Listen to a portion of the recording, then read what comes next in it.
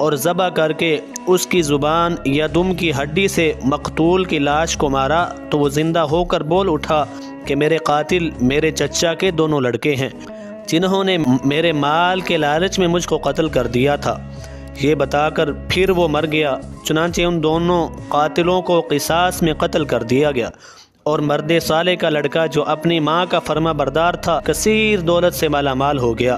اس پورے مضمون کو قرآن مجید کی مقدس آیتوں میں اس طرح بیان فرمایا گیا ہے۔ اور جب حضرت موسیٰ نے اپنی قوم سے فرمایا کہ خدا تمہیں حکم دیتا ہے کہ ایک گائے ذبح کرو، تو وہ لوگ بولے کیا آپ ہم سے مذاق کرتے ہیں؟ تو آپ نے فرمایا کہ خدا کی پناہ کہ میں حد سے بڑھ جانے والوں میں سے ہو جاؤں۔